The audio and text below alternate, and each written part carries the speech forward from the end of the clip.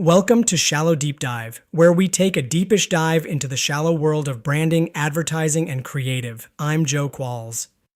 Today, we're talking about brand guidelines and the chapter most of them are missing. This is part 4 of a 5-part series we're doing on brands and AI. Open most brand guidelines and you'll find a lot about the logo. How much space to leave around it, which colors are approved, which fonts, at which sizes, what you're not allowed to do to the word mark.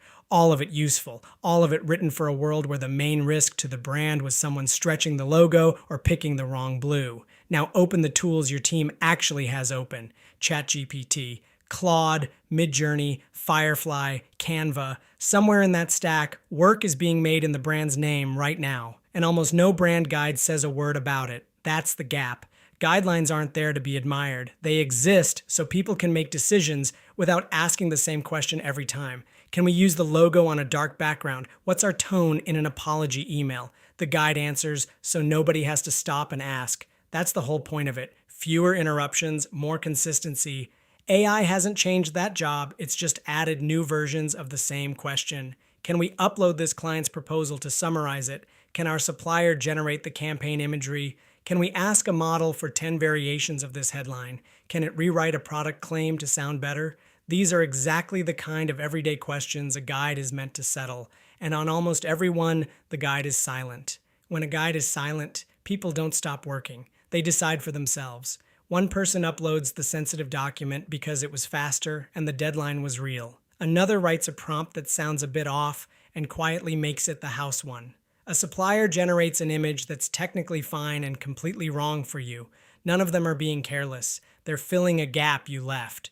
And that's how brand drift starts. Not in one big mistake, but in 100 small private decisions nobody wrote down, each of them sensible on its own. So, an AI chapter isn't exotic. It's the same guide, answering the questions people are already asking. Which tools are approved, and for what? What must never be uploaded? Client data, unreleased work, anything under an agreement you'd have to explain to a lawyer. Which claims need a human review before they go out? How to disclose AI when disclosure matters? And who signs off when something's unclear? Not a committee. One name, so the question has somewhere to go. Plain questions, plain answers. 2 parts of that are worth slowing down on. The first is voice. Most guides already describe the brand's voice. Clear, warm, expert, whatever the 3 words are. That was enough when a person was doing the writing, because a person reads warm and knows roughly what to do. A model doesn't. Left to its defaults, it writes the safe, smooth, faintly corporate prose that every other brand's model is also writing. So voice rules now need prompt rules, not the adjectives, the actual instructions, how to ask for the voice, a before and after, so people can see the difference between a lazy prompt and a good one. Picture the lazy version. Write a friendly welcome email for a new customer. What comes back is warm and smooth and completely anonymous.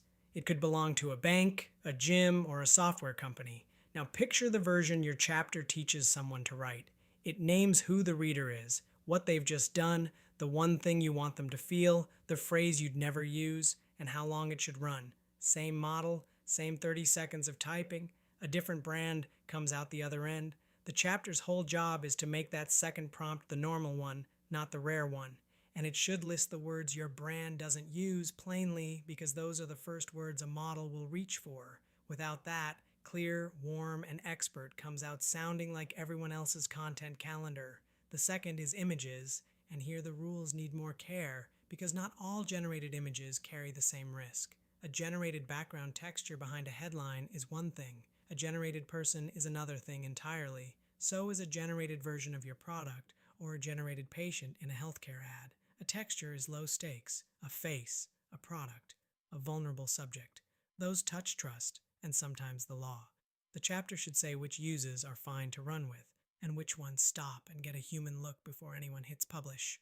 That's not a hunch a designer should have to carry alone at 4 in the afternoon.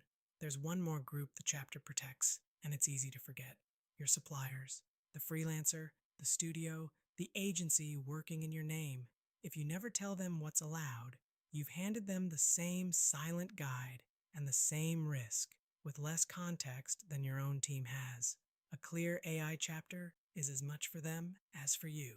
It lets a good supplier do the right thing without a nervous phone call. Now, the obvious objection. Isn't this just more bureaucracy? Another document, another gate, another thing slowing good people down. We'd say it's the opposite. A rule you can look up is what lets you move without asking permission. The bureaucracy is the other version, the one where there's no guidance. So every real decision goes up the chain or gets made quietly and worried about later. Good rules don't slow the work. They're what make the fast version safe. And none of this is because AI is special. That's the part worth sitting with. We're not arguing AI deserves its own chapter because it's dramatic or dangerous. We're arguing it deserves one because it's ordinary now. It's in the tools, in the workflow, in the 10-minute jobs, the same way the logo and the color palette are. A brand guide is a record of the decisions a brand has already made about how it shows up. Leave AI out of that record, and the guide isn't neutral on it. It's just incomplete. Increasingly, visibly incomplete. You don't need to write it perfectly the first time. You can start with a page. You need to write down what you'd tell someone if they walked over and asked you in person. Then let it grow, as the questions do. That's all a guideline ever was. That was part 4 of our 5-part series on brands and AI, with one more still to come.